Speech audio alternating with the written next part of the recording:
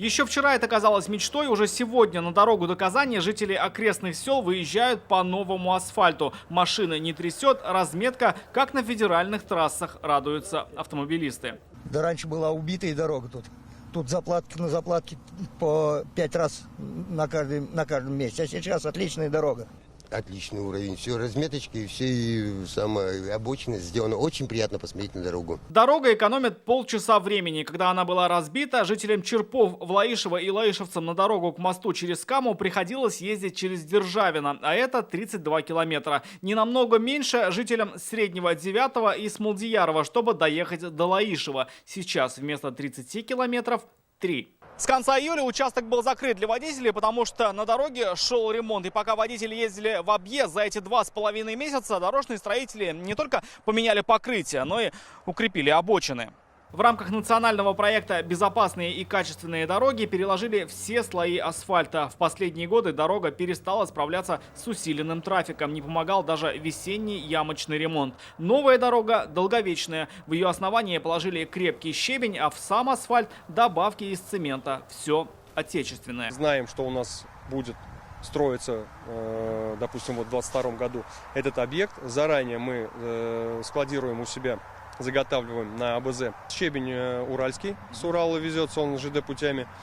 Цемент у нас тоже берем его в Татарстане. Здесь ничего импортного, никакого составляющего нет, да, техника импортная. Страна начинает успешно импортозамещать и дорожную технику. Как сообщил сегодня министр транспорта Фарид Ханифов, завод ЕЛАЗ уже выпустил автогрейдер, который почти полностью состоит из отечественных комплектующих. Впервые в Республике Татарстан выпущен автогрейдер, полностью ЕЛАЗовский, с 3D навесным оборудованием. То есть сегодня эта техника по всем параметрам приблизилась к мировому уровню. Самый большой проект – это скоростная дорога М12 Москва-Казань. 7-й и 8-й этап, который проходит через Татарстан. В этом году на нее направят 101 миллиард рублей. Вторая по крупности трасса М7. Ее прокладывают в обход Нижнекамска и Челнов, а также делают 4-полосной до границ с Башкортостаном. Продолжаются работы на дороге Алексеевск-Альметьевск на участке Шали-Бавлы, которая станет отрезком дороги Европа-Западный Китай.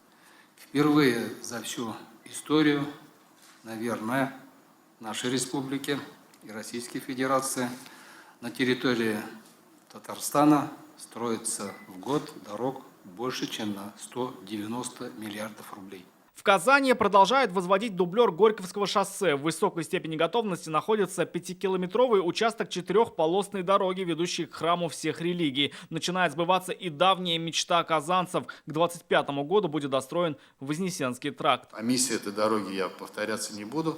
Она очень важна для наших жителей.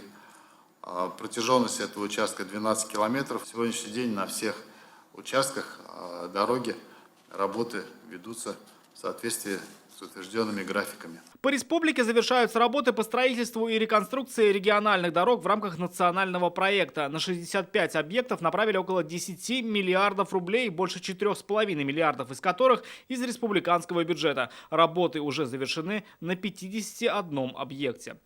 Рамиль Шайдуллин, Игорь Романов, ТНВ, Лаишевский район, Казань.